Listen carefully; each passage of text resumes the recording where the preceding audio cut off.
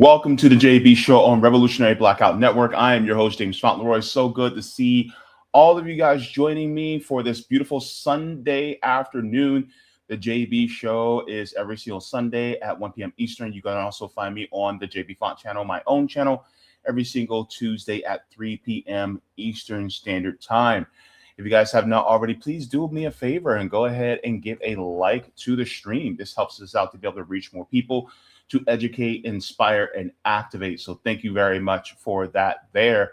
Also, if you guys like to, you guys can also join our mailing list at revolutionaryblackout.substack.com so that you guys can get those email notifications whenever we go live. You guys have that there. And if you guys have any stories or encouraging words that you guys want to share with us, you guys can do that at revolutionaryblackout@outlook.com. So thank you very much for that there. Guys, good to see all of you guys here. It is Sunday, and there's going to be a lot going on today. So if you guys are here with me, I deeply appreciate you guys being here. Let me just adjust that just a little bit. There we go. Now, guys, of course, this is a big day for a lot of people because a lot of people are going to be, watching sports today. So I'm not going to make this stream very long. I'm going to try to keep it to the point so that you guys can do what you guys need to do. I, however, I'm 99% sure I won't be watching any of the game. Hell, to be honest with you, I won't even catch the halftime show. I'm going to tell you why. I know no songs by Bad Bunny. I never listened to him before ever in my life. I know what his face looks like. That's it. I don't know any of the songs. Never heard them. So for me, it's like, I'm not doing it. I'm not participating. But and on top of that, I'm gonna be honest with you.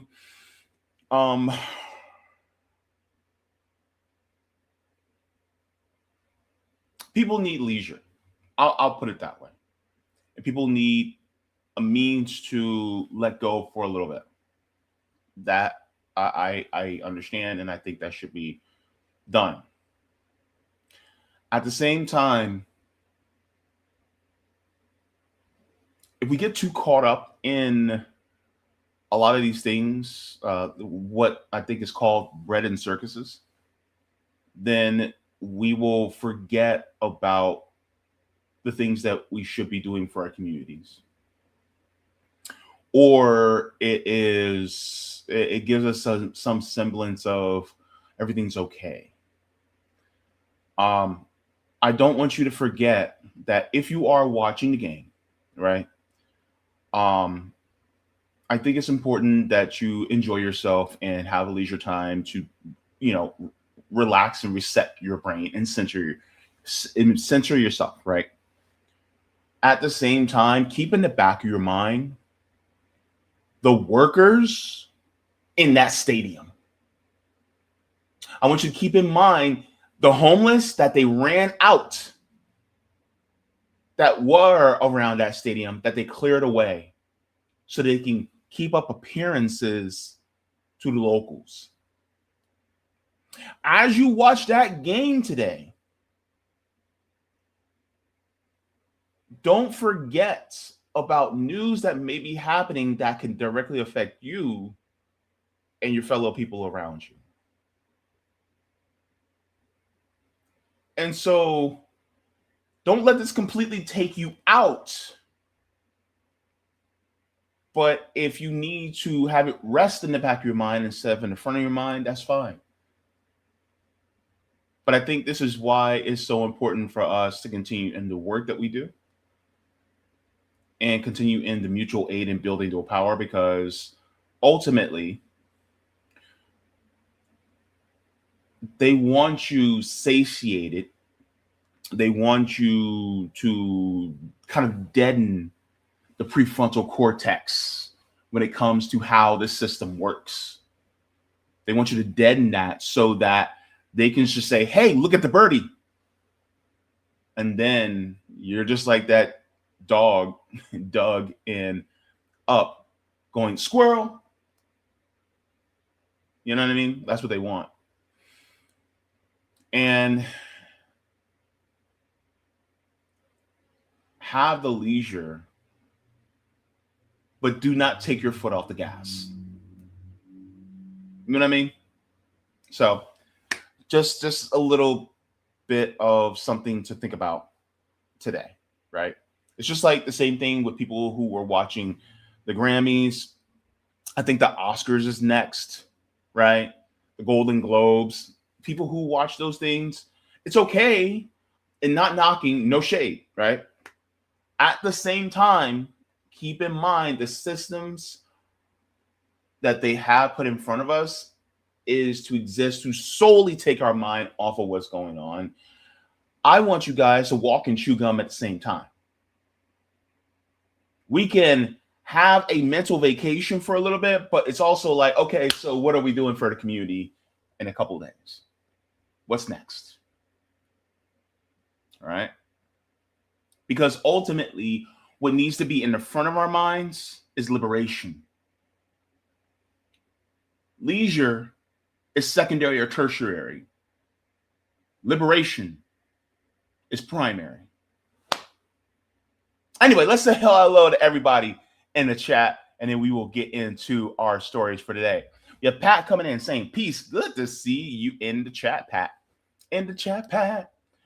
Smoking a guitar says, yo. Oh, excuse me. Sorry. I need to get some of my tea ready. Sorry. You know how I feel about my tea. All right. We have Jeffrey coming in saying, hola. Hola. Que tengan buen día. We have CBC voter coming in saying, happy Sunday at Jaybe. Good to see you. Ashura, I haven't seen you in a while, says Bad Bunny is against genocide. Well, that's good. That's a basic position. Here's my thing. I'm not trying to knock anybody. But if you're simply saying I'm against genocide, that's the floor. Like, that's the floor. It's like, okay. And plus, I'm happy that people are speaking out now, but where were they in 2023? Where were they in 2024? Now that it's more acceptable, it's like, okay, yeah, we're on the train now, but it's like, you're not getting on at the first stop. You're getting on like 4 or 5 stops ahead, further down. So my thing is like, being against genocide really should just be the floor. Like, that's like saying, oh my God, Nazis is bad. Oh my God, Nazis are bad. Yeah. Like, no shit, Sherlock. You know, and I'm not saying anything against you, Ashura, by the way. I'm just saying, like, all these celebrities that finally come out, I'm like, yeah, that's good. That's like a 5-year-old saying, I dressed myself this morning. It's like, yeah, good. A 5-year-old saying, I dressed myself this morning. But what if it's a 10-year-old that says, I dressed myself this morning? And they have no neurodivergence. They have no special needs. And they said, oh, yeah, I dressed myself this morning. What if I told you I dressed myself this morning? It's a good thing, but okay. I'm 41. I dressed myself this morning. See what I mean? You know, man. But yeah, that is a positive thing. Sure, I do like that though. Pat says, I can't get past all the traumatic brain injuries and the other serious injuries players get in the sport. That's another thing. That's a whole nother conversation. And I think part of it is because a lot of people want to see the action. They want to see the hits. They want to see the tackles. They want to see all these things because it's more, it's less about finesse and more about force. There was this one video. This was just like a peewee football tournament. And it wasn't all boys and it wasn't all girls. It was mixed gender, right? And you had this little girl, and it was flag football. This little girl got the ball. And bro, this little girl was running circles around everybody. She was doing the spin. She was booking it. I mean, they could not catch her flag whatsoever. Like, she was gone. And so, it can be still competitive, but is it a risk to the players? And we got to remember, football players are workers. So the people you'll be watching on that field are workers. Now, some are paid higher than others. And remember, there's also classes within the teams of football players, just like basketball players. And depending on where they're at financially in that team, they get treated a certain way too.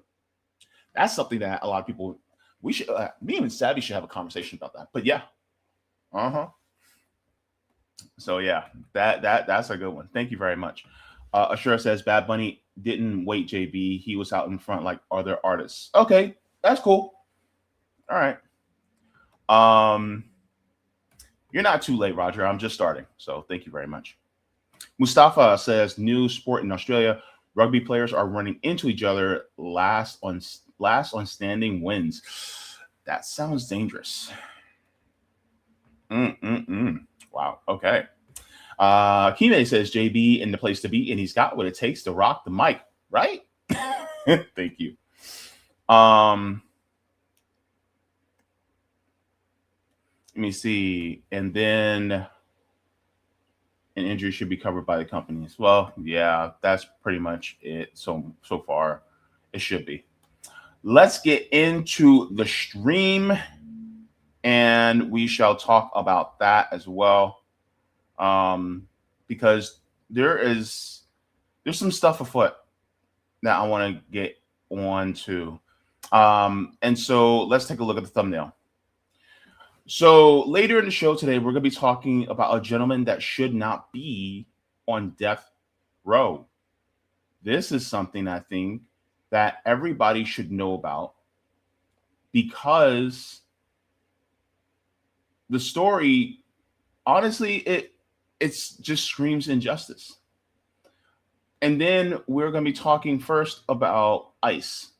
And in my city of Orlando, there is an ICE facility up and coming. And so we need to talk about that as well.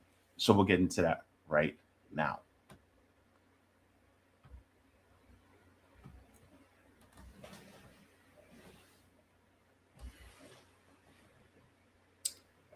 There is a blue city inside of a blue county inside of a red state. And this is Orlando, Florida, which is inside Orange County, which is in Florida. And Orlando has a significant immigrant population. I have lived among immigrants in Orlando pretty much ever since I moved here. I remember the first person that I ever met that I knew was an immigrant that came more recently, as far as my age. I think I was 10. So we're talking about the mid-90s. And I had never seen a Black immigrant in real life before. If I did actually see one in real life, it was because outside of Jamaican, I think Jamaican's the only one I've actually seen before I was born. But anyways, before I went to school. But outside of that, I've never seen anybody else besides that. Maybe the occasional Korean, Japanese, Chinese. Hell, not even very many white immigrants, right? But I remember seeing two immigrants when I was in 5th grade. One was a boy, he was from from an Asian country. I don't want to assume which Asian country because I could be wrong. And then there was a young girl that was from Haiti. And so in seeing this, during my developmental years, I was raised around immigrants. And so just to let you guys know, the layout of Orlando,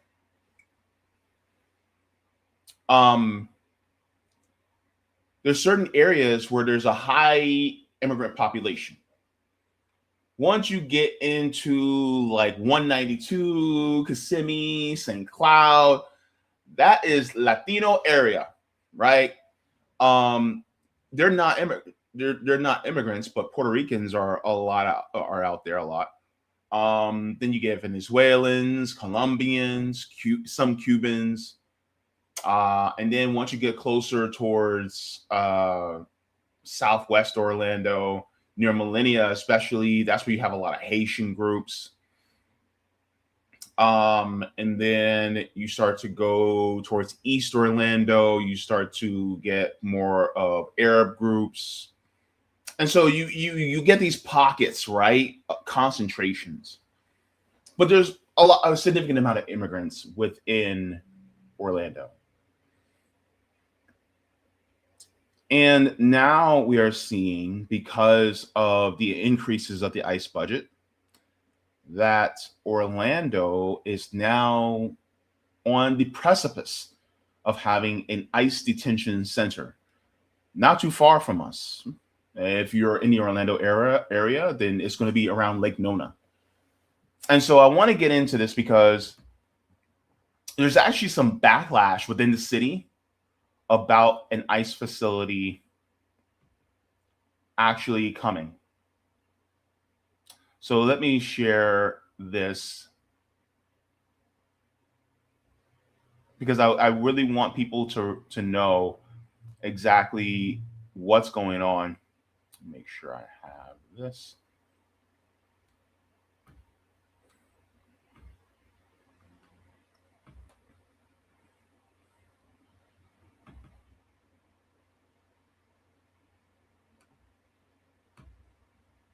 I think I closed it earlier. Okay. Okay. So let me share this with you guys first. So this is from our local news station that actually talked about this 3 weeks ago. And an ICE detention center may open in Central Florida. Do you think that it could be? Does it look like an appropriate site for a detention center? It could be. Up next, what could make this site a prime location?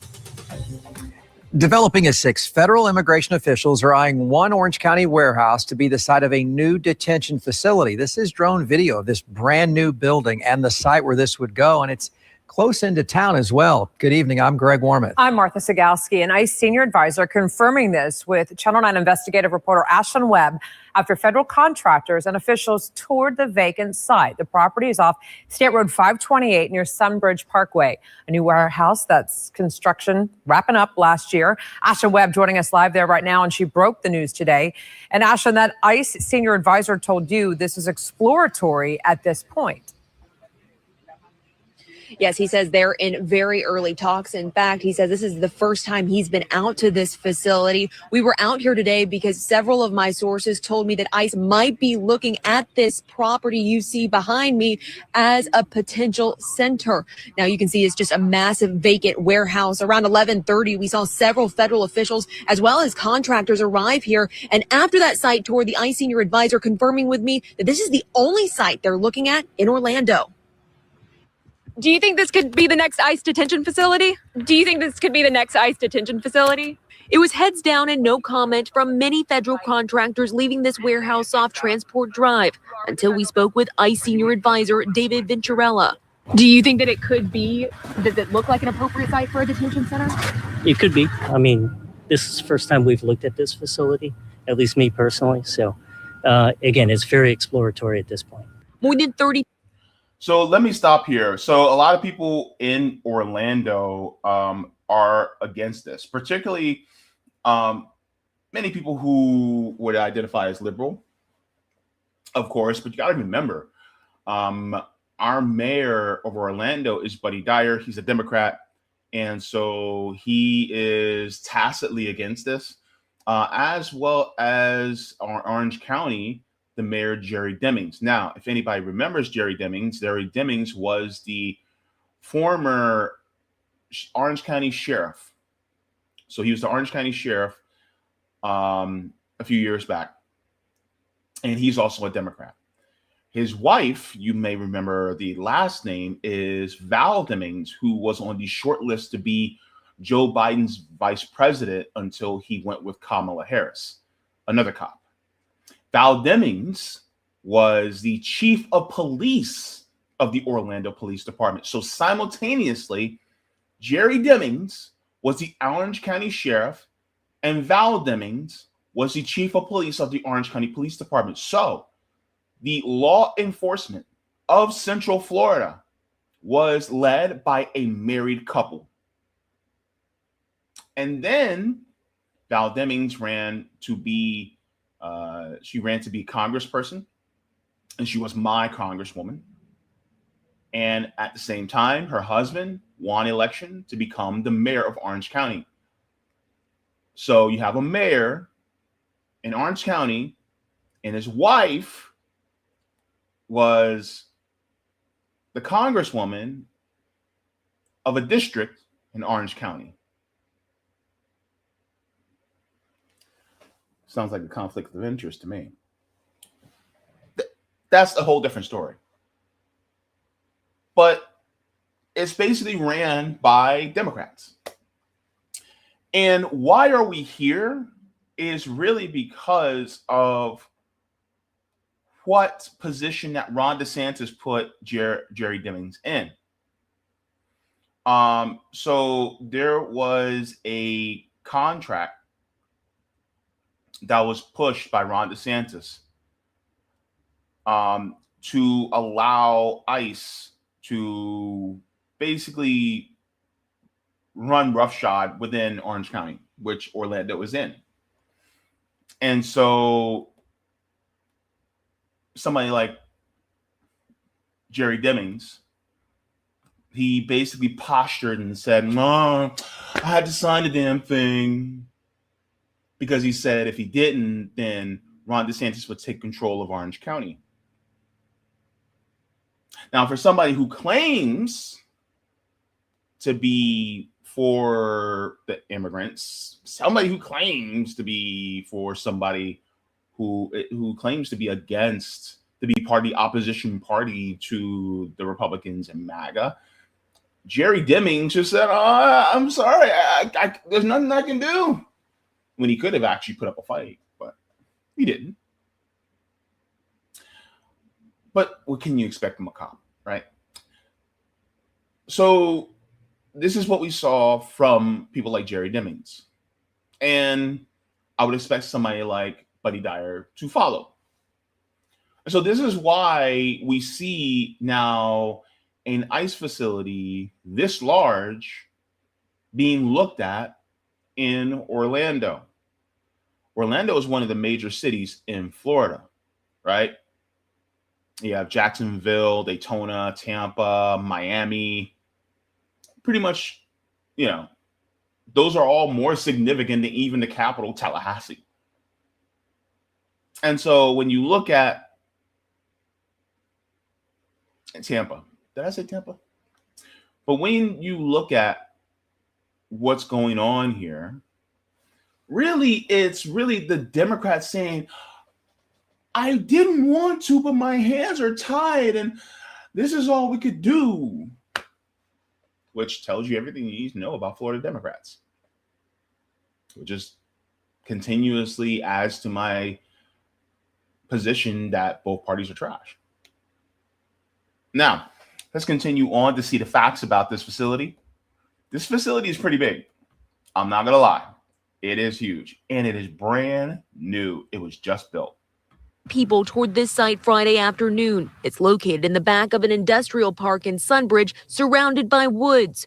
We found the property's lease listing online showing the inside of the more than 400,000 square foot warehouse. It's marketed as a state-of-the-art facility with a prime location within minutes of Orlando's major highways, right off of State Road 528 and within a 30-minute drive from Orlando International Airport. It has 98 exterior dock doors and 4 drive-in bays. The listing says, quote, the facility's advanced cross-dock configuration enables efficient unloading and loading of goods from inbound to outbound transportation. Records show the property is currently owned by Beachline Logistics Center, LLC, tied to Atlanta-based developers TPA Group. And has a contract been signed yet? Oh, no. You guys are just in talks. We're not even close. Now, we have not heard back from the property owners here. Venturella could not say how many detainees the facility could hold or how soon a facility like this could open. We will have our full in-depth coverage of this story on our website, WFTV.com. Reporting in Orlando, Ashlyn Webb, Channel 9 Eyewitness News. So it's getting intense. And even still, Trump still hasn't deported as many people as Obama did, though. Let's just let that sit with you. They called Obama the deporter-in-chief for a reason. And the crazy part about this is, even though this is being set up under a Republican administration, do you really think that this is going to stop if there's a Democrat administration? The cages that people were complaining about where Trump was putting kids in cages, those cages were built by Barack Obama. In fact, there's a famous picture where the former DHS secretary, Jay Johnson, was actually touring one of these facilities. And you can see clearly marked 16 to 17-year-olds within a chain link cage, and some of them having to have these foil blankets to put on themselves to keep themselves warm, and they were sleeping on the floor. And so this is why I always say the Democrats set the Republicans up for success. There is no opposition. It's just a partnership. They're just co-workers for the corporate parasitic class. And so you're going to see that here in Orlando. You're going to see that here with the county commissioners. You're going to see that with city council. You're going to see that with the mayors of Orlando and Orange County. They are going to continue this route as well. And ultimately, what's going to end up happening is there's going to be ICE detentions ramping up within this county, within this city. And it's not just going to be affecting undocumented immigrants. It's going to be affecting documented immigrants too. They're already taking temporary protective status away from Haitians, which means that a lot of Haitian people who are here under TPS, they are now being deported back to Haiti. Even though they flee deplorable conditions that were initiated and caused by Western powers, namely France, Canada, and the United States.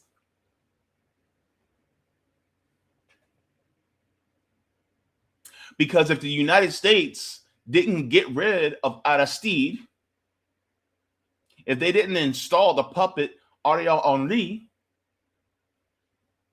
if they kept their grubby little hands out of Haiti, if France didn't demand reparations, even though they were the ones that enslaved the Haitians, then Haiti would be fine on its own. If it weren't for the Clintons, and it weren't for the Red Cross, and if it wasn't for all these different entities within our country, then Haiti would be all right. A lot of people who are Haitian would probably be like, you know what, we're good. We'll stay where we're at. We're happy. But because of what the United States has done, and also Haiti is a beautiful place. It is comparable to Hawaii. That's how gorgeous it is. But because of what the Western powers have done to that little nation, You have a lot of Haitian people that flee to the United States because they do not want to continue to suffer because of what the United States and Western powers have done. And this is what you say. This is what's going to happen even further in Venezuela. This is what's going to happen in Cuba because of what the federal government just did, and as far as increasing sanctions, crippling sanctions, and increasing this blockade. So now Cubans now, and I'm going to be getting into this on my channel, but Cubans now are going to have to start doing oil and gas rationing because of what the United States is doing and doing a oil blockade, risking the lives of Cuban people. So now we're going to start seeing more Cubans trying to migrate here too because of what the United States is doing. And so this is going to have a backlog. You're causing people to suffer. And then you got people complaining, oh, well, we just need to ramp up immigration detention because they're taking all the jobs. Here's the crazy part about this. You know, it's interesting. A lot of these companies that open immigration detention centers, they use the undocumented immigrants to also produce more goods for big corporations. And so when we say, oh my God, well, they're going to give us jobs as soon as they start deporting all these illegals, guess what? They're still going to use the illegals for labor, for slave labor within the detention centers. Or they may arrest us and then use us as slave labor in the prisons. Or they may just do what they're trying to do, what I talked about last week on my channel, where they're now proposing a law that workers can opt in to receive less than minimum wage for training up to a year. And big corporations are all behind it.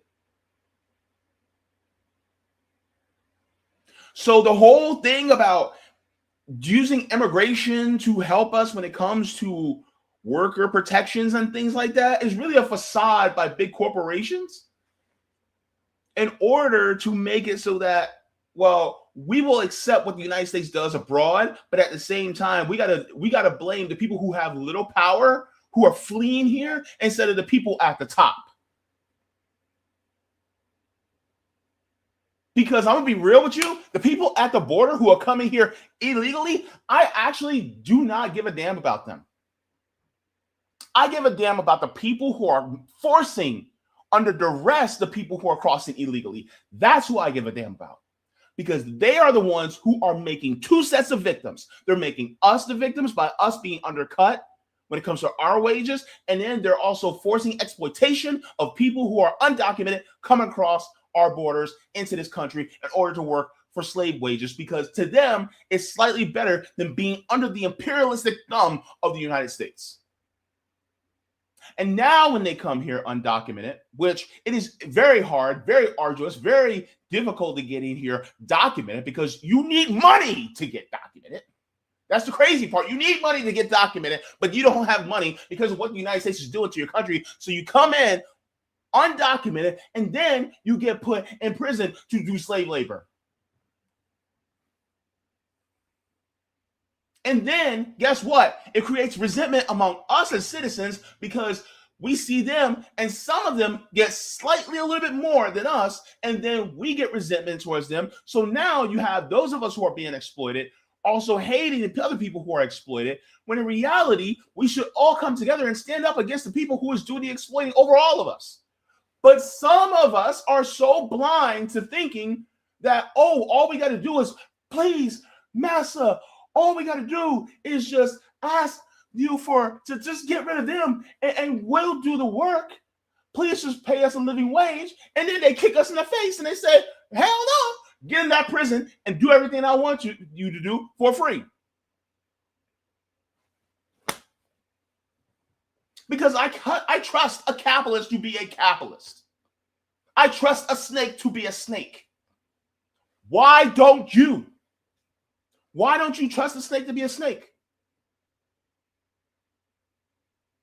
And the Democrats are in cahoots with this because they are the equivalent of that parent in that abusive household that will stroke your hair and sit you on their lap and say, oh, well, they just get really violent.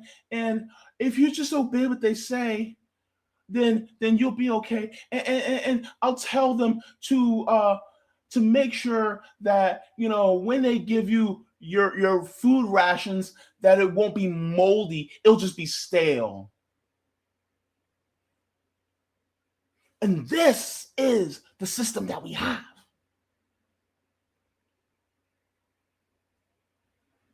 And the thing is that we got these capitalists, these cappies at the top that are saying you will get more crumbs if you just got rid of these people, but then they're not going to stop the other people from fleeing, because in order to stop the people from fleeing to come here, guess what they're going to have to do? They're going to have to stop the sanctions, stop the blockades, stop the invasions, stop the imperialism. Imperialism affects us here locally at home. Imperialism affects us within the borders. Because I'm going to be real with you. If you got it good someplace, are you willing to leave? No, neither are they. Do they actually want to leave their homes where they have roots and generations and land and family and memories? Just to do what? Come here and be hated and exploited? No. It's a means of survival. It's self-preservation. Stop threatening and stop taking over their countries. And maybe, just maybe, they can stay home and build up what they have. And if they want to come visit, then guess what? Once things start getting better in their country, they can be patient. They can wait and come through the proper channels, and then they can come. But the problem is, the imperialists do not want that to happen, because if they come through the proper channels, it's harder to exploit them. It's harder to exploit somebody that has a green card. It's harder to exploit somebody that's here under refugee status. It's harder to exploit someone that is temporary protected or is a legal resident. It's harder because guess what?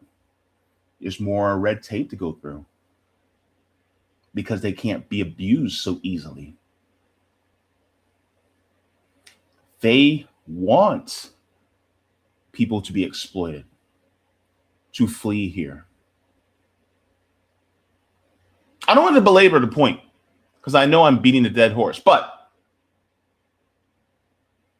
this is why it's happening in places like Orlando.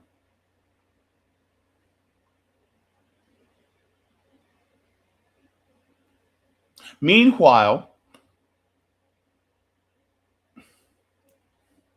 they talk about America first.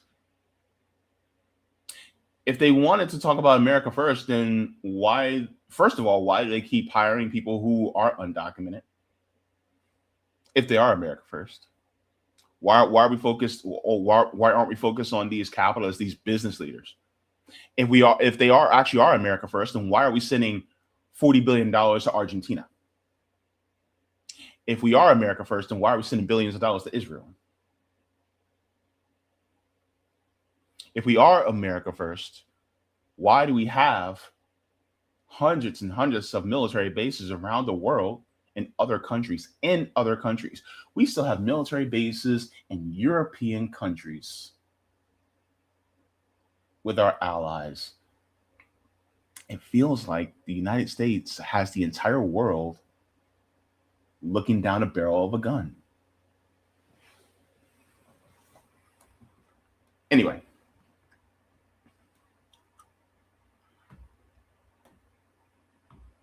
here's the article.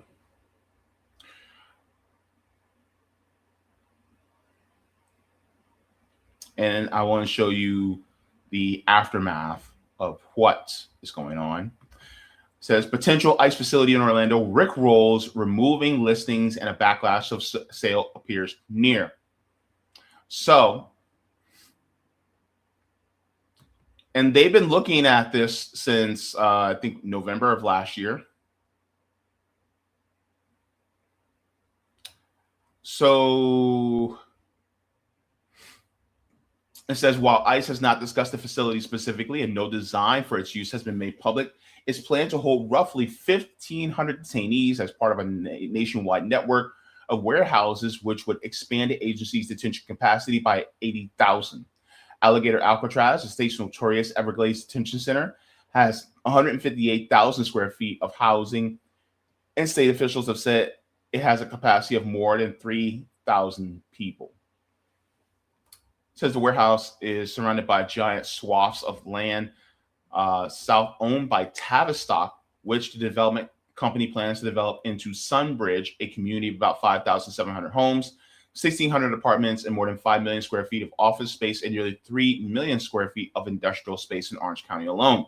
That section amounts to only a fraction of the overall plan, which also includes nearly 20,000 acres in Osceola County.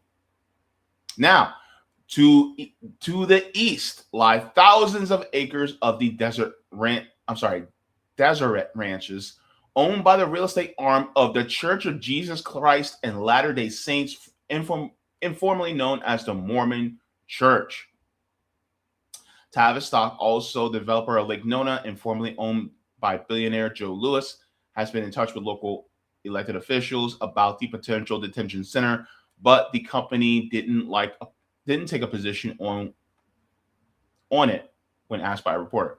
So it says Farmland Reserve, the real estate arm of the Mormon Church, also hasn't taken a position. So far, local politicians have no consistent strategy regarding whether to oppose an ICE operation at the site. Mayor Jerry Demings, who I talked about earlier, said this week in a letter to the advocacy group that immigrants are welcome here, that the county attorneys are researching that if they can prohibit the location of federal ICE detention facilities within unincorporated Orange County.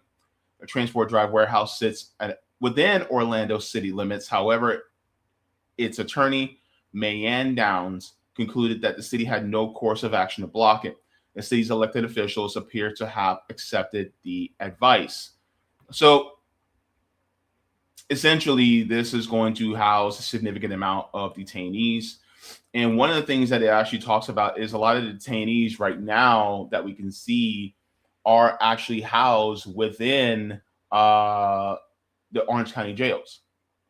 One of them being the 33rd Street jail, which is not too far from me, actually. And so let me share this as well. All right, Ashlyn, excellent reporting. Thank you. Right now, there are 4 operational immigration detention centers in the state. These include the Glades County Detention Center in Moorhaven, the Chrome Detention Center in Miami, the Baker County Detention Center just west of Jacksonville, and the Broward Transitional Center in Pompano Beach.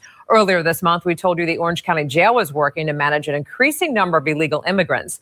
The jail chief told us the inmates are transferred to ICE custody, but are being held there longer because there's no space at federal facilities like Alligator Alcatraz in the Everglades. Jail officials told us they have gone from housing an average 30 immigrants each day to more than 90. So basically, that is one of the things that is an influx. And so, and one of the things that I also want to bring up is that, just like I said about both parties being trash, right? Here's some evidence about that. So this says House passes sprawling spending package as Democrats split over ICE funding. This is recent.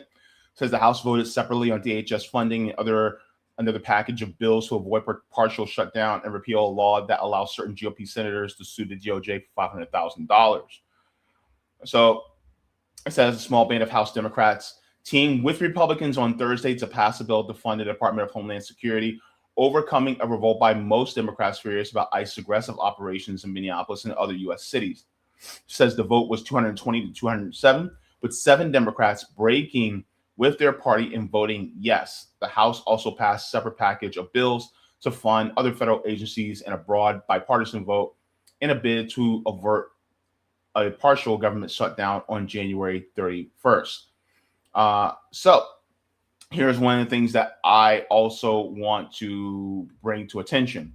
As far as these Democrats, they want to keep ICE. They just want them to do more training and more body cams and things like that. Black people, where have we heard that before? Has that changed police for us? You see what they're trying to do, right? This is why I say both parties are trash. And then you get the rotating villains, those 7 rotating villains that side with the Republican Party. And history may not repeat itself, but it damn sure rhymes. Because ultimately, what has happened is that you have a lot of these Democrats and Republicans that really agree with each other, but they just don't say it out loud. But you can see it in their voting. So let me share this with you guys. It says Senate approved. Now, this is from last year in July. Let me make sure this is big enough so everybody can read. It says Senate approves unprecedented spending for mass deportation, ignoring what's broken in our immigration system. Now, this is from the American Immigration Council. It says on July 1st, the U.S. Senate passed a budget reconciliation bill that includes an unprecedented allocation of funds for immigration detention and enforcement while simultaneously stripping health care from millions of Americans. The bill passed today with Vice President J.D. Vance contributing the tie-breaking vote, earmarks some $170 billion for immigration and border enforcement-related funding provisions. $45 billion for new immigration detention centers, including family detention facilities. This represents a 265% annual budget increase to ICE's current detention budget. This represents a 265% annual budget increase to ICE's current detention budget. It is 62% larger budget than the entire federal prison system and could result in daily detention of at least 116,000 non-citizens. So ultimately, what does this also mean? This means that they're willing to take healthcare away from you and me due to an issue that's created by the capitalist parasitic class that is causing people to flee their countries to come here because they're trying to get safe. And now they're willing to take our healthcare away for that. When in reality, all they would need to do is stop the sanctions, get out of these countries, and let them operate on whatever they want to do according to what their country's laws are. Leave these countries alone. Let the people operate their own. Give them their sovereignty, but the United States doesn't want to do that. And because they don't give these countries their sovereignty, some of the people flee. And where they flee, they come to here. Because something is better than nothing.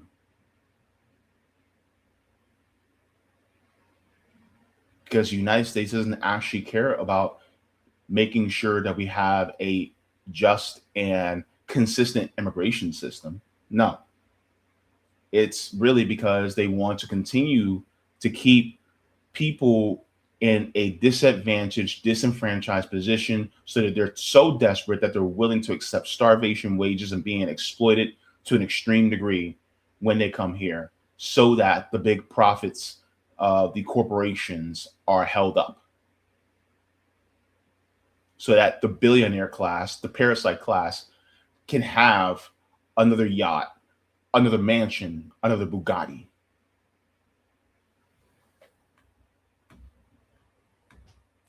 And so this was last year, right?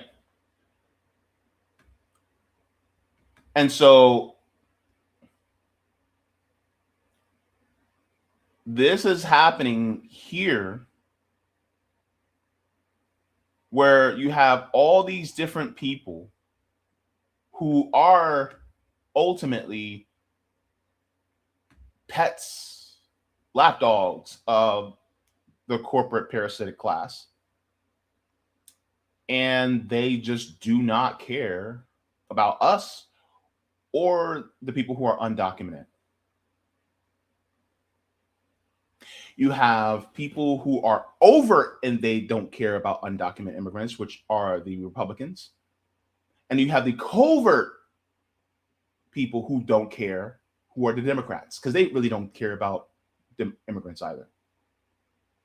Equally, you have the overt that says they care about the workers, and you have the covert that says that they really don't care about the workers either. They say they care, but they don't. And you have the ones that are overt and covert in it, because neither do. They're spending all this money on these, but yet we need a CT scan or if we need an MRI. Well, I guess you're up the creek without a paddle. And this is reflective in the people. And I'm not just talking about, the shooting of Keith Porter Jr. or Renee Good or any of these other people that were killed or murdered by ICE, right? This goes into how people are being treated as far as citizens. We are constantly looking at these systems and going, why are we in this situation anyway? And now it's falling. It says confidence in ICE is falling, and half of Americans support cutting its funding. So now when we say defund and abolish ICE, now it's becoming more popular. It says a growing share of Americans say that they lack confidence in immigration and customs enforcement. More support cuts to spending ICE than do for any other 9 types of federal government spending asked about. And so this is from the January 23rd, 26 YouGov poll, Economist YouGov poll. It says 55% of Americans say that they have very little confidence in ICE, an increase of 10 percentage points since mid-December.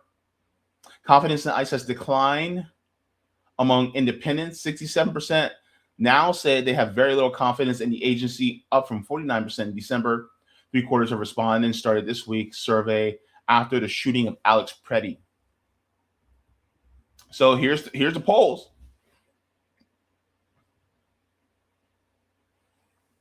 And orange is very little. Look at that. Look at that. So adults, it's pretty high, right? And then Democrats is very high. Independents, not too far behind. And then you have the Republicans who are at the lowest. Half of Americans want spending cuts of ICE.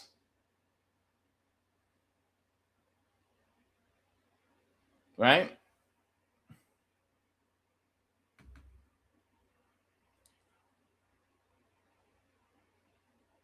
says majority of Democrats and independents want spending cuts of ICE.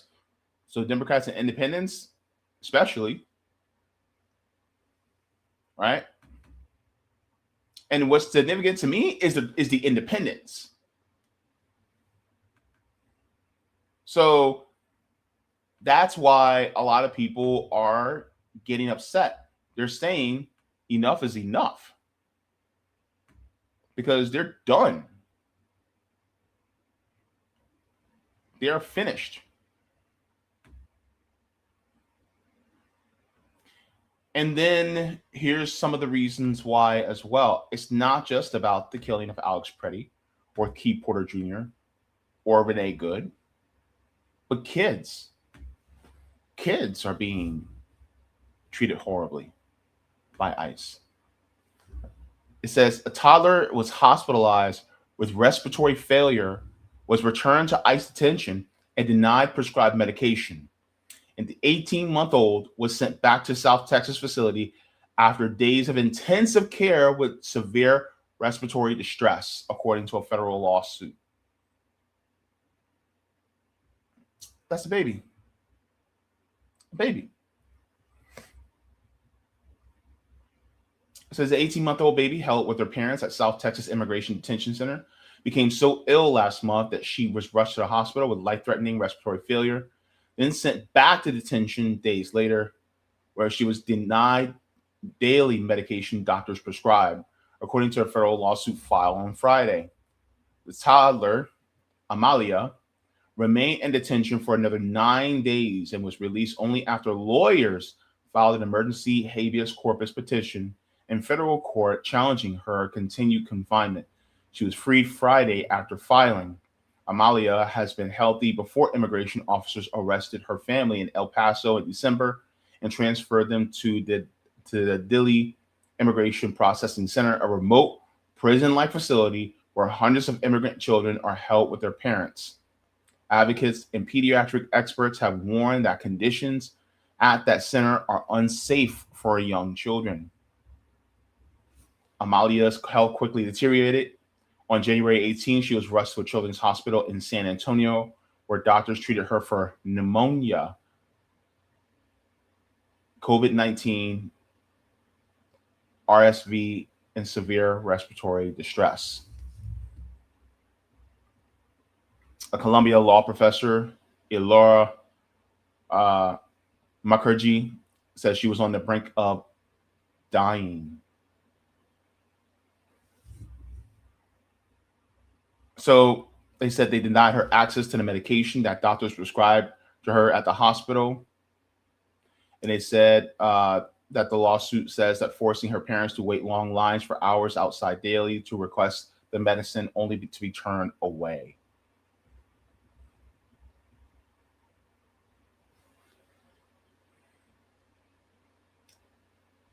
So it says, despite warnings from medical experts that the toddler remained medically vulnerable and high risk of reinfection, immigration officers returned Amalia and her mother to the detention center. After baby Amalia has been hospitalized for 10 days, ICE thought this baby should be returned to Dilley, where she was denied access to medicines that her hospital doctors told her she needed. I want to get here. Core Civic, the company that runs Dilley under federal contract, deferred questions about the facility to DHS and said in a statement that health and safety of those entrusted in our care is the company's top priority. I'm going to call BS on that. You're not the top priority. Health and safety of people incarcerated are not top priority. It's profits. That's the highest priority. And you remember Core Civic? Remember that name, because that's the name of one of the big corporations that runs private prisons in this country that also house people that look like me that are U.S. citizens in this country, and that they enslave American citizens that work for companies in order to create the goods and services. So oh yeah, with all this immigrants being swept up, guess what? Oh yeah, it's giving us jobs. The jobs are slavery jobs to enslave people who are inmates in prison that are also American citizens. That's who's getting the jobs. It's not you and me who are outside of the bars. It's people behind bars that are getting all the jobs. Meanwhile, people like me and people like you are going on Indeed, We're going on monster.com. We're going on LinkedIn, and we're trying to get a job. And oh, sorry. But if you're behind bars, oh, well, they got plenty of jobs for you. And this is exactly what it is. Exploitation.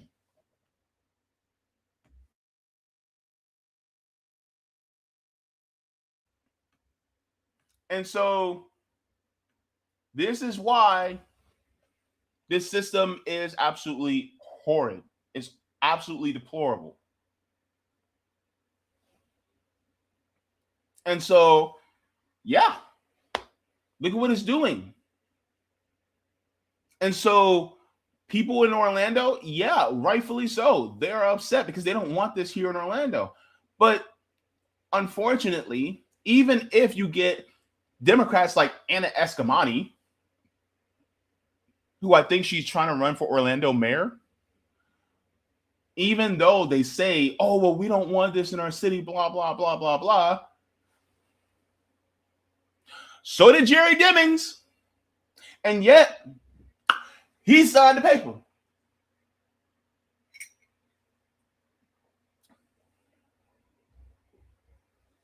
All these Democrats, they beat their chest. Oh, no, we're not going to let these Republicans get away with this and blah, blah, blah, blah, blah, blah.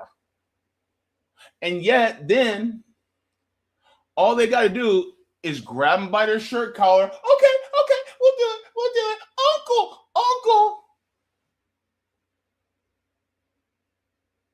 No intestinal fortitude, no guts, nothing. This is why both parties are trash. And I'm sick and tired, I'm sick and tired of this. Like we say this on RBN all the time, and some people will come in and want to say, no, but the Democrats, they did this and they did that. And it's like, yeah, but they'll do a little bit of good, sprinkle a little bit of good, just so that you think they're doing the right thing. And then when it comes time to actually do a heavy lift, not even a heavy lift, a layup, they won't do it. Especially when conditions are favorable for them. They refuse to do it. Why? Because they need the big bad boogeyman called Republicans for you to donate to their Act Blue. See? It's a money game.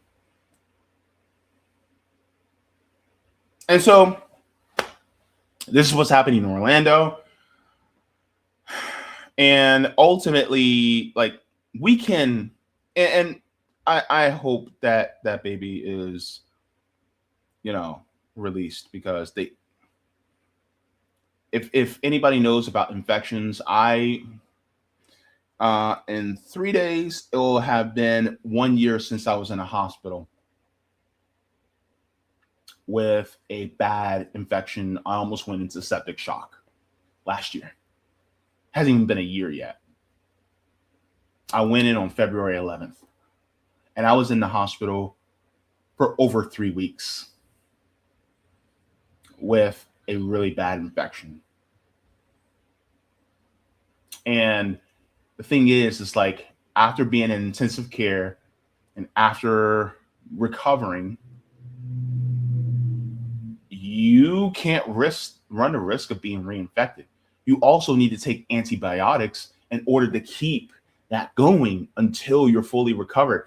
And being denied the medication to keep yourself up, well, guess what? You're bound to get reinfected, and you're bound to end up in the same position you were before, which may risk the life of that little one, which is what they did.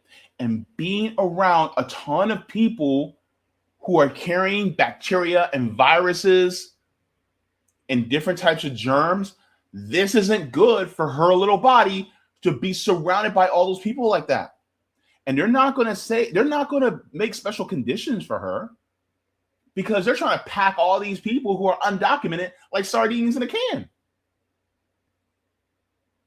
And to be real, like the IDF, they don't give a damn about the kids. Do you really think that the United States actually gives a damn about kids? Look at the Epstein files.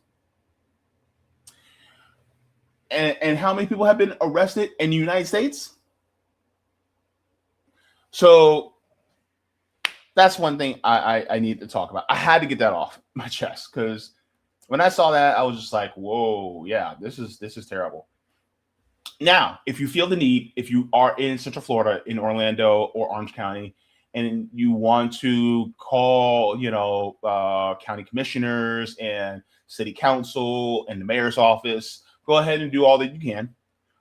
But ultimately, we need to start building dual power and doing mutual aid. And there's many mutual aid groups here in Orlando. There's many different organizations here in Orlando.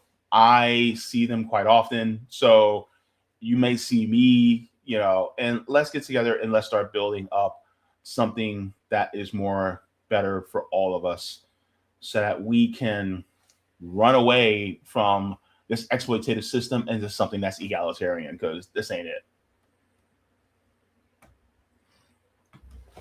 All right, so give a like to the stream. Thank you so very much. I'm going to check the Rumble chat really quick. See if we have any Rumble rants. Looks like we're good on the Rumble side. All right. Let me go into the YouTube chat.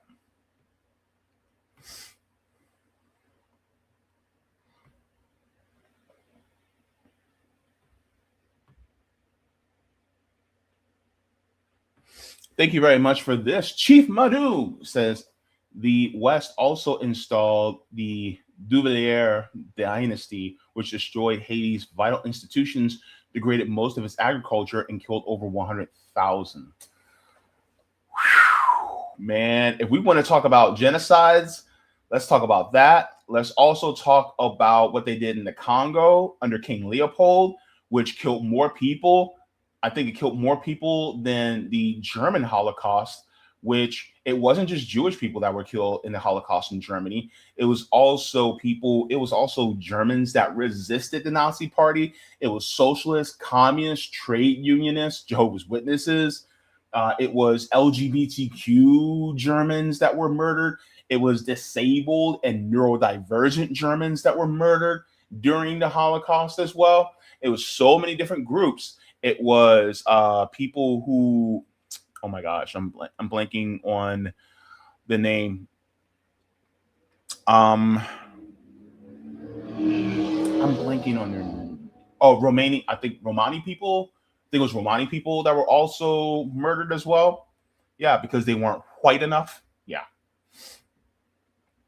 Let me see. Roger says, speaking of private prisons, I have something for your Tuesday in DM and the origin of how it all came about. What had happened in hip hop culture in '91. I've already talked about that, Roger. In fact, the if I remember correctly, the thumbnail actually has KRS-One on the thumbnail. I talked about that before. Thank you very much. He said, first of a secret meeting in California between investors, record execs, and CIA to infiltrate and push KRS, X-Clan, PE, Public Enemy, and push out anyone following them, PDM. Yeah, and of course, I think it was Busy Bone from Bone Thugs and Harmony that was actually talking about that. I shared all that. I shared all that, what, 2 years ago? Something like that? Maybe I should revisit it. But yeah, all that I've talked about before. And and the crazy part is just like what we say about Black Americans being the canary in the coal mine. That's exactly it. They do that. And they started out with us, right?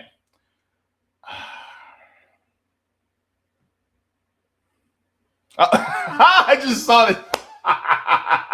Thank you, Roger. You see this for-profit prisons. They started with us, then they moved on to others. We are the canary in the coal.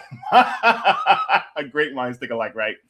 If you aren't going to stand with us because it is your hope you will assimilate into whiteness and think throwing us under the bus will help get you there, then we won't be there for you when in need.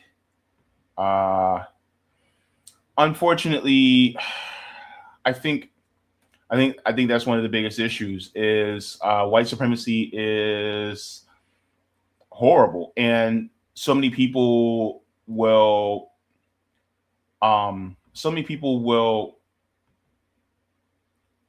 side with white supremacy as a means of self-preservation, but then like Mordo said in Doctor Strange movie, he said the bill always comes due. And guess what? A lot of people are paying, or the bill came due for a lot of people. And so I think ultimately it's solidarity. It shouldn't be transactional, and communication is a two-way street. I think ultimately, like both groups, we all have to clean our own houses. Immigrant communities that are, they need to clean their own houses when it comes to white supremacy. But Black American communities, we need to clean our own houses when it comes to white supremacy too, because we got a lot we got to work on too. Because trust and believe, we got a few things too. And so ultimately, I think we also have to have solidarity within ourselves. Man, this system really divides us. It divides us so much. I just hope we come together before it's too late. But yeah. But you do have a point, Roger. Appreciate it. Juliet, good to see you, says 55% is a strong majority. Other countries' candidates win elections and change policy based on far less numbers. Yeah. Yeah. Mm-hmm.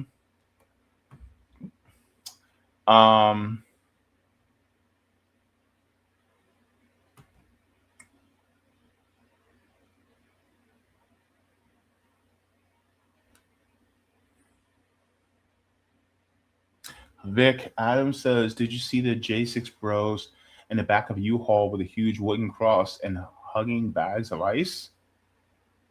What? What in the world are they doing? What in the ice bucket challenge is going on here? Oh man, these guys, they're crazy. Juliet says, yes, Geo Group, the private human captivity corporation. Oh, I like the way you word that. The private human captivity corporation, or we could just call them for-profit chattel enslavers, give hundreds of millions of lobbying to government, partner with the Bamboo Health, a medical surveillance tech company. It's only going to get worse. Oh my goodness. Yeah, not surprised. I just keep thinking about that baby having those breathing problems. My goodness. Jacqueline says, you can remember what you talked about 2 years ago, Jaybe. I can barely remember what I spoke about 2 minutes ago. I remember it partially because it got a significant amount of views from my channel. And so it actually, it was pretty significant. Aura says, not an expert on mutual aid, but I do think mutual aid networks should be decentralized while retaining nationwide support systems. Yeah, I mean, you definitely have a point there. And it's similar to Food Not Bombs. Like each Food Not Bombs, there's no like Food Not Bombs central or national network.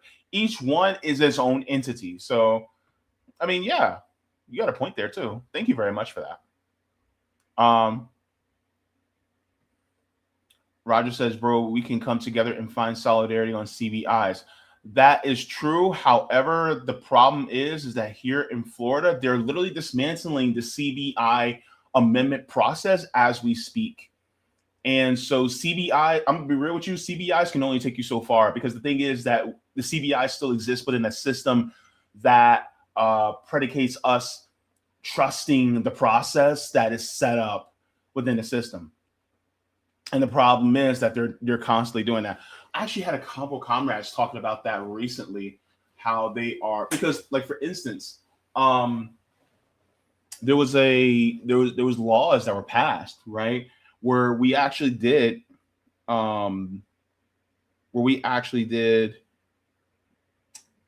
pass bills, and then the Florida legislator ended up putting different blocks in front of it.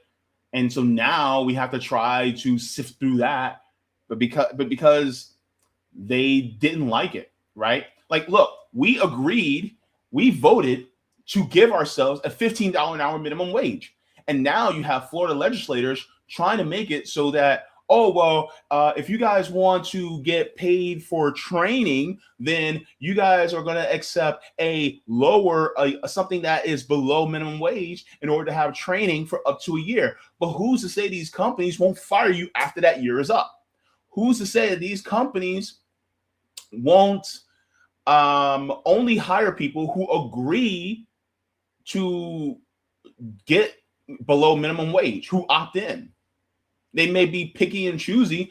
Well, if you don't opt in for the below minimum wage training, then I'm sorry, I guess you're not a right fit for the company. And so this is where they're trying to do now to undercut the will of the people here in Florida, even though through direct democracy, we said we want a $15 an hour minimum wage by 2026. So that's why I say, yes, direct democracy and doing CBIs is great, but it only can take you so far when you're still predicated within a system that undercuts working class and the proletariat. So it can help mitigate damage, but it cannot replace the system. And so while I still do champion CBIs, at the same time, we still need, that cannot be a substitution for mutual aid and building dual power. And so I think that's one of the things that we should be working towards. It's like we should have like priorities in place, do the CBIs and ballot initiatives. Yeah, but that's not the top. It should be the dual power and mutual aid at the top. And then other things follow behind that too. Because ultimately we will never get true liberation within the system. It's just like how I say, we keep fighting for reparations for American freedmen. Yes, absolutely. But will we get it in a capitalist system? I don't think so. But we still keep fighting for it because we need to keep it in the forefront of our minds, just like we say the thing about healthcare. But also, when we do change the system fundamentally, then people will be like, oh, well, you know what? Black Americans do need repair and they're owed repair. So therefore, let's let that be one of the first things that we do. And also, things like that are not going to be given to us. We have to take it. It's just never going to be given to us. And I'm going to be very careful with my language. These capitalists will let the world end before they ever allow us to have anything. So this is why I say it has to be taken. Justice and liberation have to be taken, not asked for, not requested, and not demanded. It has to be taken.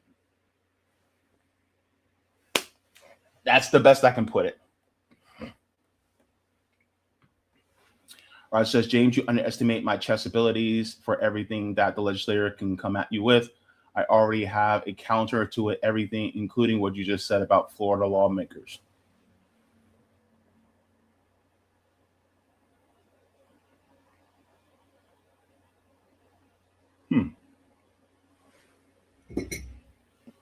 Cheers, Roger. I should change your name to something more eloquent, like Rogerto or something like that. You know how they say instead of Fred, it's like Frederick?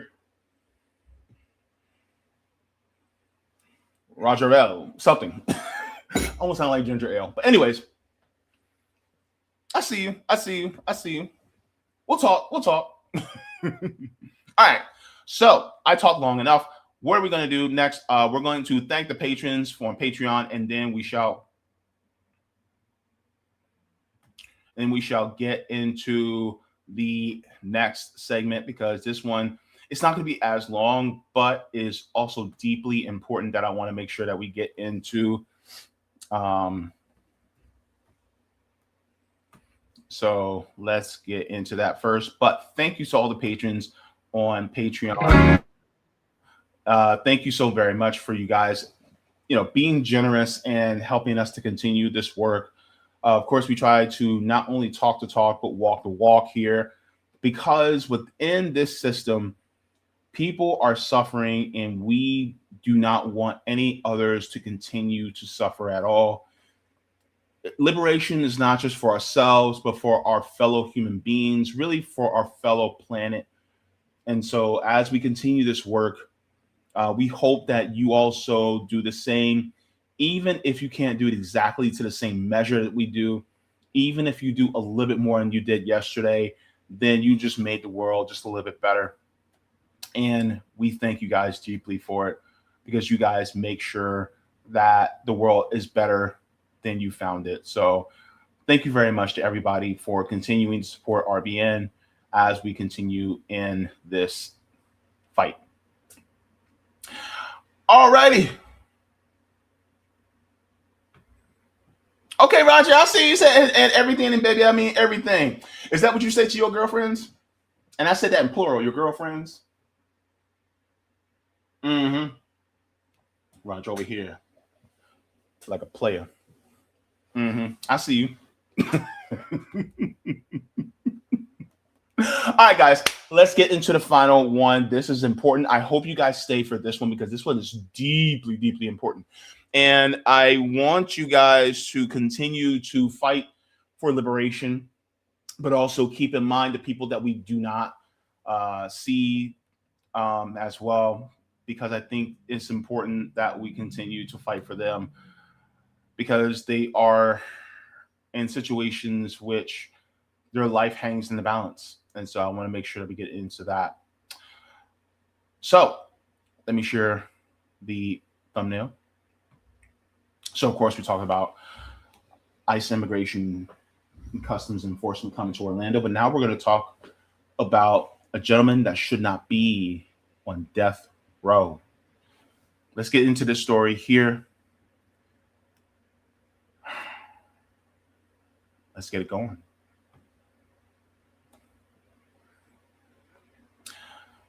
There's another man that is languishing on death row.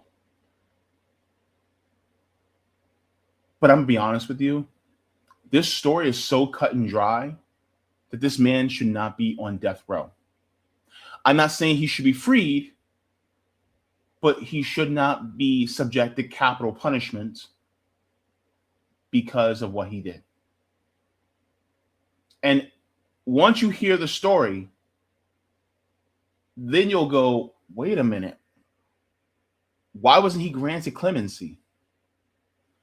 Let's get into this, because I think this is something I think we should take into account. Here is a gentleman that is facing death soon. Says Charles Burton's case reveals arbitrariness of Alabama's death penalty. Now, anybody knows me. I personally am anti-death penalty. I don't believe in the death penalty. There are too many innocent people that can fall behind the cracks. And I say too many being one. If one person slips through the cracks, that is one life too many.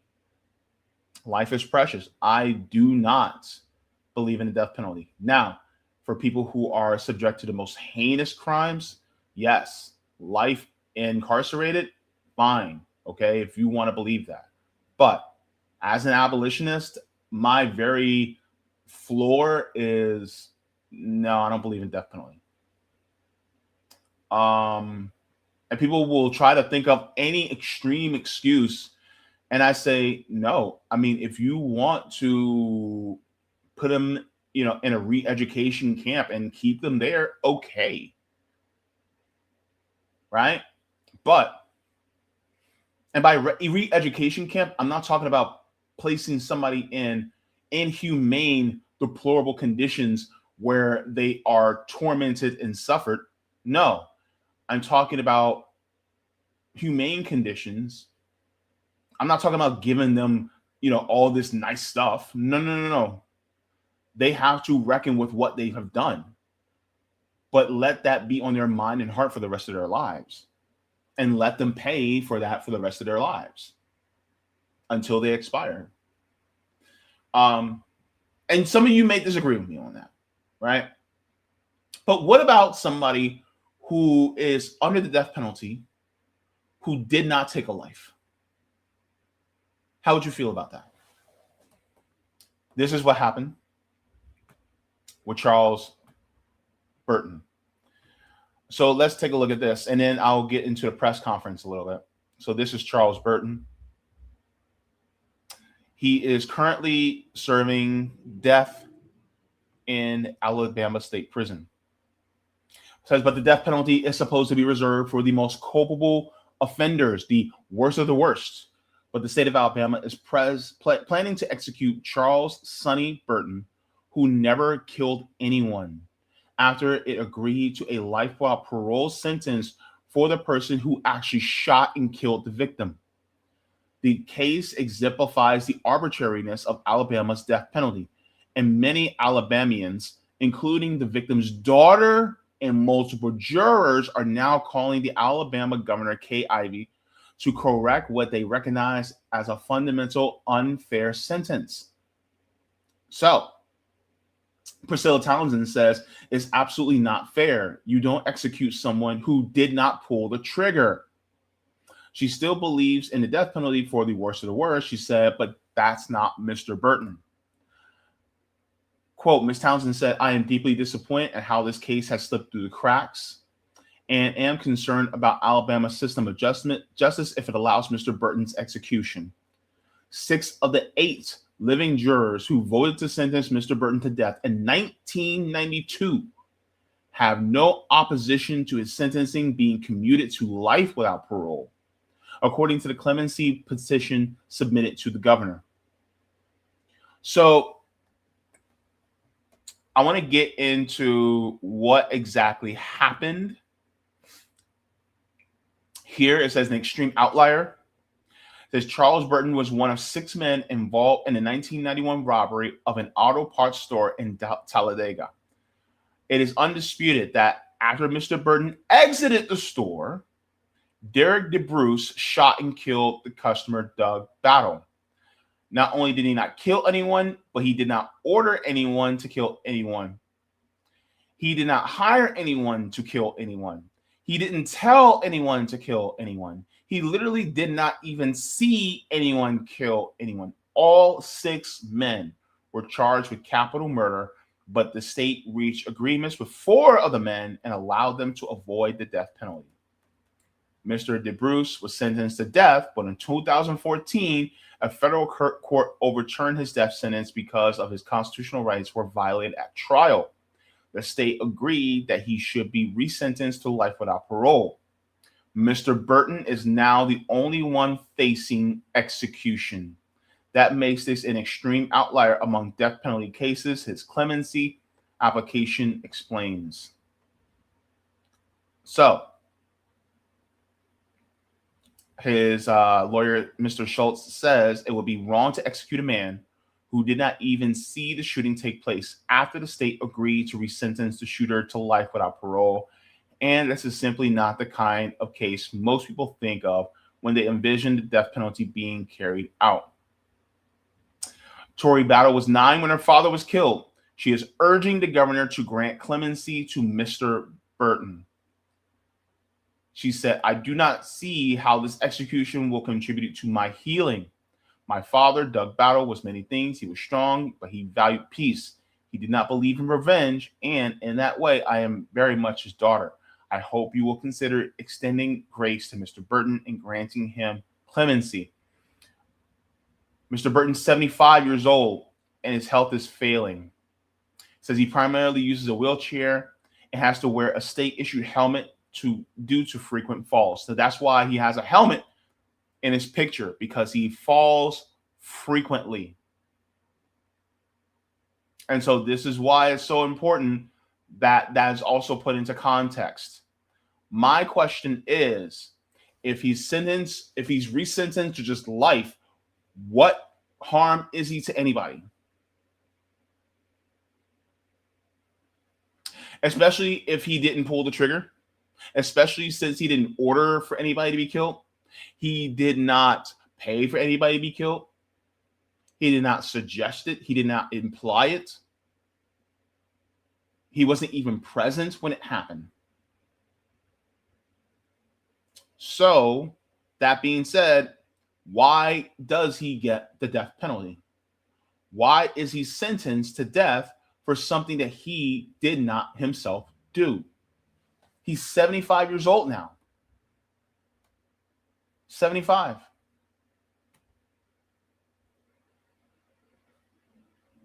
And people think, well, and I don't want to hear anybody say, well, he shouldn't have done what he did. Why are we giving a punishment that is incongruent with the crime? If you want to say life without parole, okay. But he didn't even pull the trigger. So basically all he did was robbery. So he's being murdered. He's being killed by the state over robbery. And this should not surprise anyone that this is happening to a black man. I'm going to share the press conference with you guys. This is a gentleman that works with a lot of death row victims. I'm going to start here. Actually, hang on. I remember. Let me see. Okay, here we go. And let's listen in. Everybody who came after. We did not expect it to be Sonny Burton. We didn't expect it to be somebody who's 75 years old, in a wheelchair, fall risk, having to wear a helmet to keep himself from getting brain damage, moving about. Holman, we didn't expect for the state to keep on wanting to do these nitrogen executions, but we're here, and we're going to be here. No matter what, we're going to fight these executions, and certainly we are going to fight these nitrogen executions. We are in a space where, if Sonny is executed, if he is given a date, he will be the 7th nitrogen execution in Alabama. He will be the 8th, he will be the 8th in Alabama. He will be the 9th overall. Louisiana has done one. As I think some of you are aware, I was in spiritual advisor to Kenny Smith. So I was in the first nitrogen execution, and I was a spiritual advisor to Anthony Boyd. So I was in the 7th nitrogen execution here in Alabama. I can tell you just briefly, and I won't go too far in it before we get to talking more about Sonny. The state says that this is a form of execution that is peaceful, that the person just goes to sleep. You don't have to listen to me. I mean, I'm this loudmouth activist. Go read Kim Chandler at the Associated Press. Trust the people who y'all sent down there who have viewed these things. I mean, you're talking about a horror show. I mean, we know that Kenny Smith was conscious at the very least for 8 minutes. Heaving, spitting, suffocating over and over again for 8 minutes. We know that in Anthony's circumstance, I sat there and watched him struggle to breathe for 19 minutes. This is not obviously we're opposed to all executions, but this is not just your typical execution method.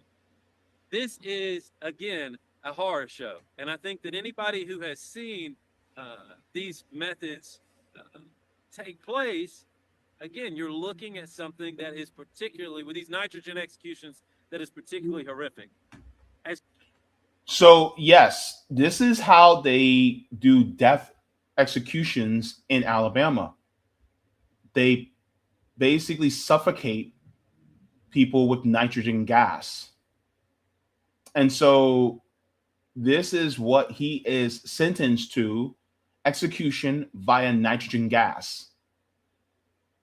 And if this sounds horrific and inhumane, well, you'd be right. Let me share this with you guys as well, because I want people to realize this is what the state of Alabama is doing. Make sure. Okay.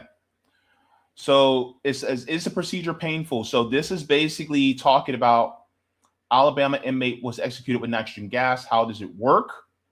Right? And this came out in 2024, but it says this month, the United Nations experts raised the alarm that Smith's execution, this was a man that was executed, could constitute as torture.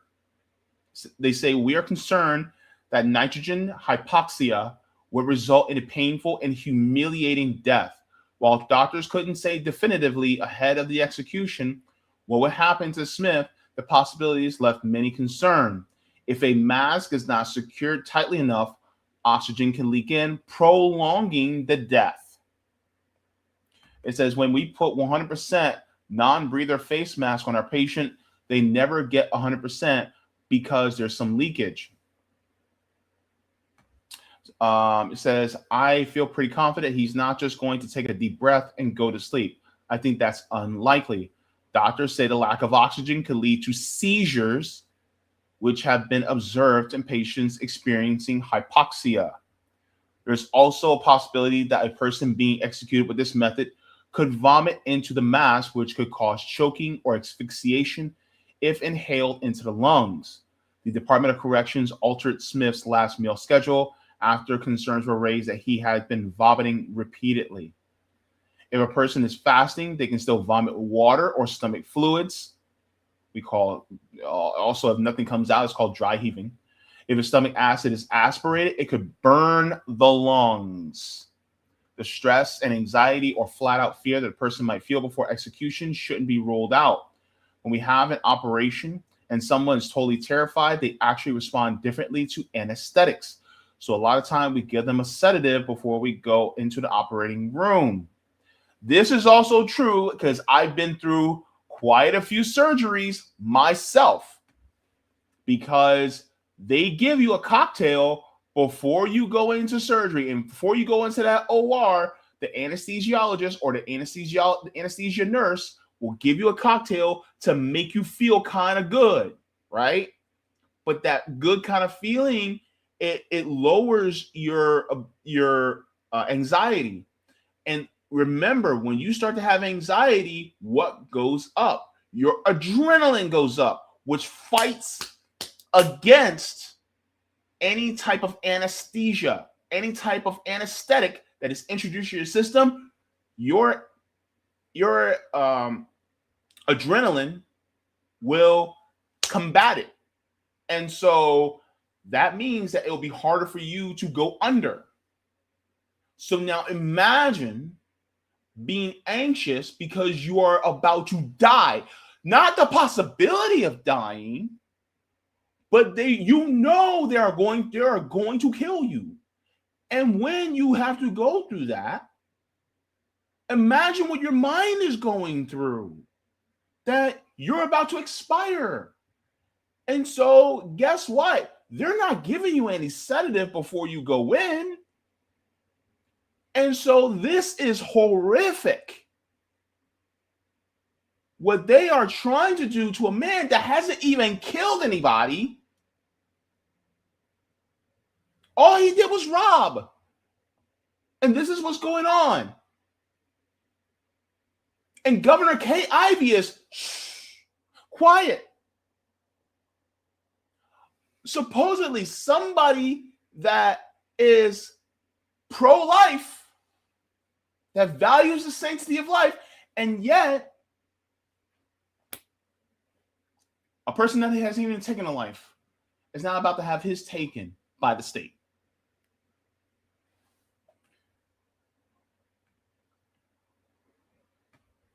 Let's continue on, because he also addresses some people during this press conference, and I think that's also important too. As far as this present moment, Sonny Burton is like a lot of these cases. I mean, you're coming through and you've got a situation where he's involved in something he should have been involved with. Obviously, he's involved with robbing this auto zone. Shouldn't have been there. Shouldn't have done that. Shouldn't have been a part of it. But at the same time, we don't execute people for robbery in this country. We do not execute people for robbery in this country. And what we are talking about in this circumstance is we are talking about a man who did not kill anyone.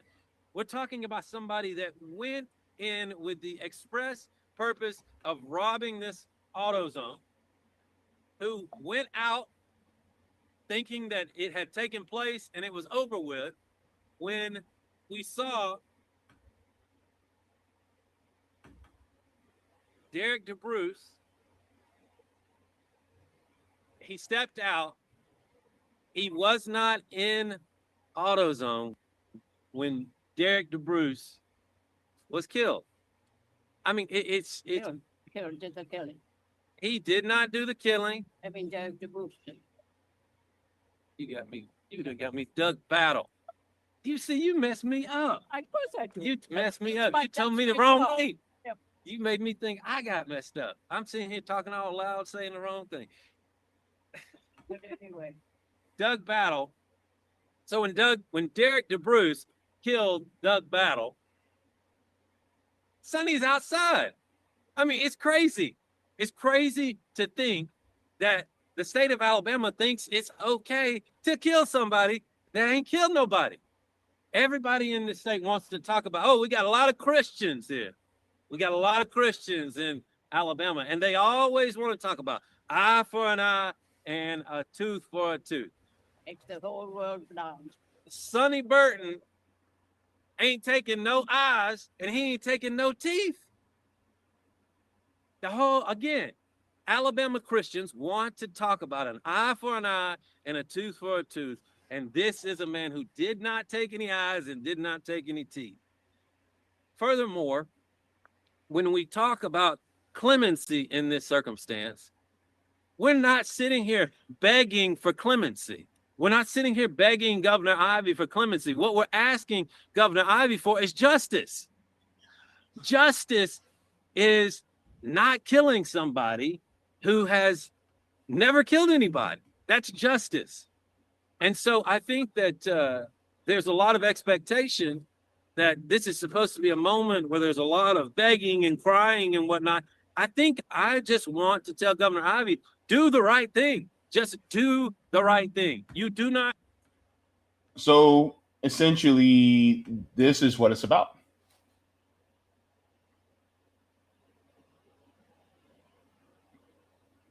How many times have we seen people in this country, particularly Black people, that were blamed for something and they were murdered by the state? And our skin color exacerbates the punishment for something that may seemingly should only get us maybe a year in jail. And yet, this man's been in jail for over 30 years. In prison, for over 30 years. And you mean to tell me he got the death penalty even though he didn't kill anybody?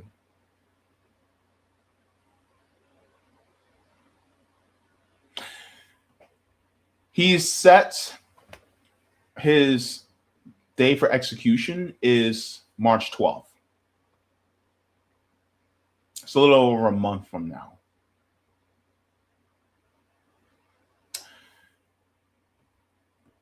I think it goes without saying that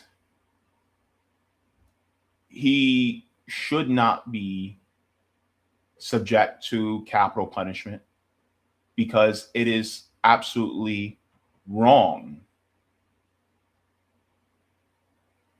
And so I think it's important that we should talk about this story because we are tired of people constantly being subject to this unjust system, and their lives being taken because somebody wants to place the blame game on a particular person without actually giving the person real justice. Like if you were able to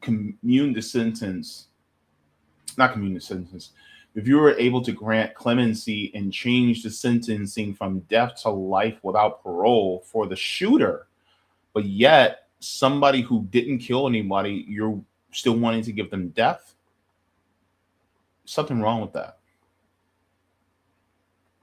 There's something definitely wrong with that. And so I think it's important that we fight and, if you can, put pressure on the Alabama government to grant clemency because it's the right thing to do to Kate Ivey, because Charles Burton does not deserve to die. Morally, and even by our own laws, he does not deserve to die. And me and my personal ethics, I do not agree with the death penalty anyway. And the wild thing is, it's not even just death penalty. It's a brutal, inhumane form of capital punishment. Basically suffocating somebody to death. It's horrible. So I'm going to put the article about this in the chat. Please share far and wide so that people will know exactly, will people be able to share this with others so that they can speak out, because he shouldn't have to go through this. Mr. Burton should not have to go through this at all. I mean, I go even further than life without parole. I'd say Mr. Burton really should, he should be freed. He should be freed. Not just life without parole. Like, no, like he didn't do any of the murder. Like he more than enough paid for his part in that robbery. He didn't pull the trigger. He didn't even know anybody was going to get killed. He wasn't even in the building when it happened. Therefore, he served way more than what he should have.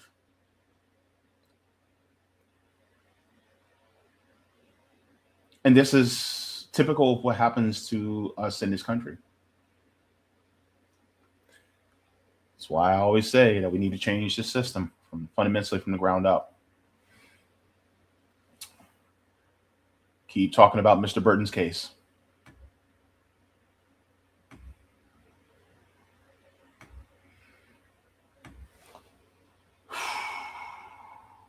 Go ahead and give a like to stream, y'all.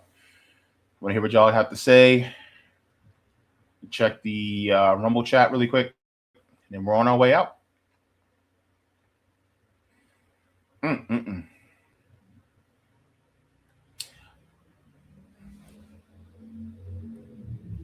I'm glad I found out about this now, because I'm telling you,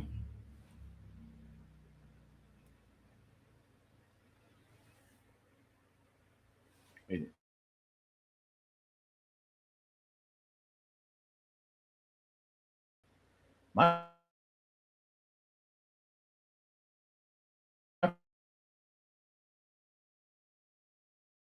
frozen to me.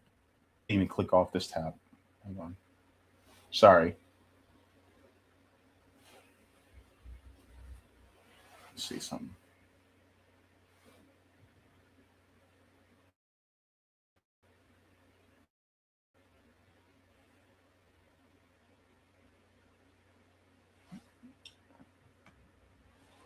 think my computer froze.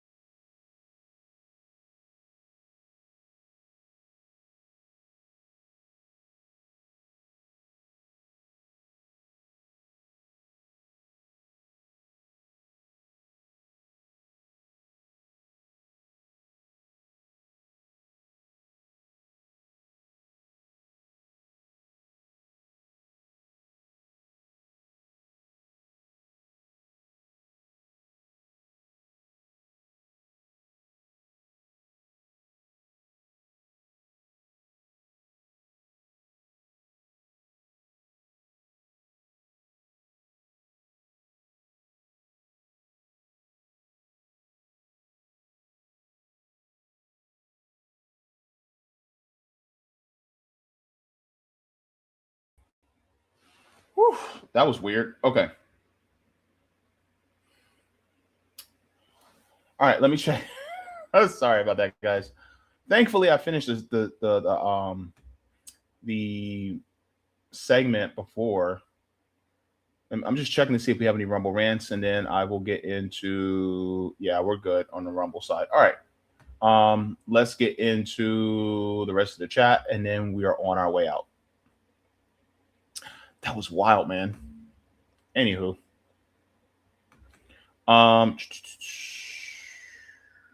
Sneaky Town says you're in Florida, bitch, Jaybe. Yes, I'm in Florida. Tia says, but the guy who actually did the deed got his sentence changed. Why is he still on death row? That's what I'm saying. Like, why would this dude still be on death row if he didn't even pull the trigger? He didn't even kill nobody. All he did was rob. Like, it's crazy. And says, wait, the shooter. Mr. Burton still facing death. What in the name of late Mr. Kent, right? Juliet says, punishing for stealing when bread and growing wheat are beyond a structural paywall. The punishment is the point. It is so sadistic. Yeah. Tai G says, Jaybe, people also respond differently to anesthesia based on blood type, as well as DNA as well.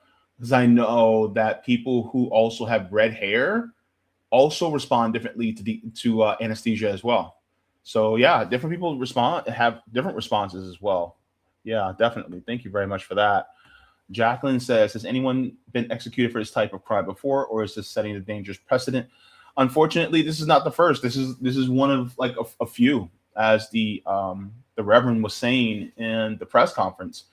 There has been others, and so this has already been done, and so now they're continuing this. You know, this is inhumane the way they're doing this. Tia says, time for humanity to remind us that we are not on the right timeline to Starfleet. Yeah. Julia says you cannot give that power to the state. No different than monarchy. Agreed. That's why I don't believe in giving that much power to the state at all. Let me see here. Let me see. Roger says, JB done did it now. Check DM for my answers. I can check out the stream. Thank you very much for that. He said, make sure to share with your fellow Floridians, Jen and Pete. Yeah, definitely. I'll share that with them. I'll see if I can DM them that. But yeah, man, you guys got the link? Okay, good. I just want to make sure you guys got that link because that needs to be talked about. I'm going to share it again just in case, you know. But honestly, I think really that, you know, he's old enough to be my father, man. And he didn't even do what constitutes as capital punishment. It's crazy. But that's the system we live in, man. And this is why it needs to change. So I got to go. I rambled on long enough. But guys, stay with me on my channel. I have a guest. I'm not going to say who it is because it's a surprise, but it is a great guest, and we shall be getting to talking on all things foreign and domestic policy and how it's all connected on this Tuesday. And so my special guest, you guys will see. And yeah, and I will see you guys. And also, I also did my reading of Presidential by Margaret Kimberly, the next series that came out yesterday. So I'll be continuing to do more readings, book readings on my channel as well. All right, everybody. Thank you so very much for tuning in. And I will see you guys. If you guys do watch the Super Bowl, enjoy yourselves. If not, enjoy whatever you're doing. But while you're doing it, make sure to water your plants, water yourselves, leave the world better than you found it. Smoke them if you got them, drink them if you got them. If you ain't got them, then eat if you got them. Because, hey, snacks are revolutionary. And reading is fundamental. And also laugh and also continue to show love and kindness to whoever is within your vicinity. Even if you're by yourself, show some kindness to yourself as well. I love you guys for watching. Take care. Forehead kisses. I'll see you guys in the next one. Have a great day.